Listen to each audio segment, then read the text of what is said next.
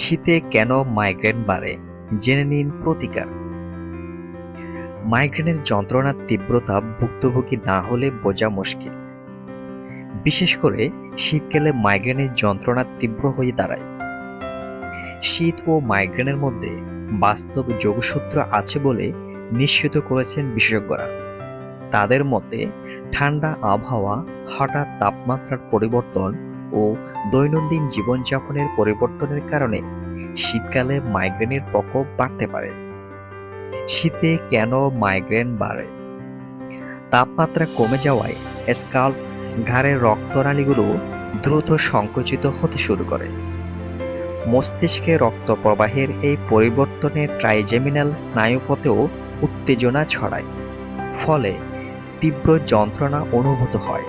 যাদের মাইগ্রেনের সমস্যা রয়েছে, হঠাৎ ঠান্ডা বাতাস লাগলেও মাথার যন্ত্রণা শুরু হতে পারে। শীতকালে বাইরে ঠান্ডা আর ভেতরে উষ্ণতা, ঠান্ডা গরমের এই দ্বৈত অনুভূতি ভাস্কুলার সিস্টেমের উপর প্রভাব ফেলে। শারীরিক সক্রিয়তাও কমে যায়, যা মাইগ্রেন ট্রিগার করতে পারে। শীতে সূর্যালোক কম থাকায় ভিটামিন ডি এর ঘাটতি দেখা দিতে পারে।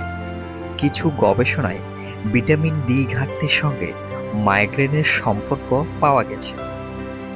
রোদে সেরাটোনিনের মাত্রা বাড়ে, যা মেজাজ ফুরফুরে রাখে, কষ্ট যন্ত্রণার অনুভূতি কমায় আর দ্রুত ঘুম চলে আসে।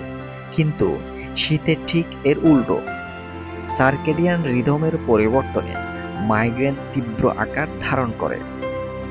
শীতে কম ঘাম হওয়ায় অনেকে পানি কম পান করেন।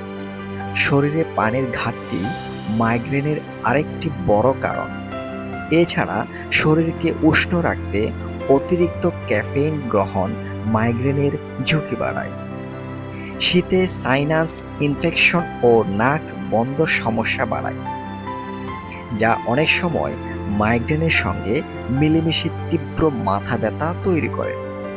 শীতে ঠান্ডা থেকে বাঁচতে ঘরবন্দি থাকা মানে দীর্ঘ সময় টিভি অথবা ফোনের স্ক্রিনের নজর থাকে। এতে চোখের উপর চাপ পড়ে বা মাইগ্রেন বাড়ে। শীতে মাইগ্রেন কমাতে করণীয়: ঠান্ডা বাতাস সরাসরি মাথায় লাগতে দেবেন না। শীতেও দিনে অন্তত 8 থেকে 10 গ্লাস পানি পান করুন। ঘুমের রুটিন ঠিক রাখতে প্রতিদিন একই সময় ঘুমানো ও ওঠার অভ্যেস বজায় রাখুন। গরম জায়গা থেকে একদম ঠান্ডায় বের হওয়া এড়িয়ে চলুন। সম্ভব হলে সকালে কিছুক্ষণ রোদে থাকুন। ডিজিটাল স্ক্রিনের ব্যবহার কমান, বিশেষ করে ব্যথার সময়। অতিরিক্ত চা, কফি, চকলেট, প্রক্রিয়াজাত খাবার এড়িয়ে চলুন।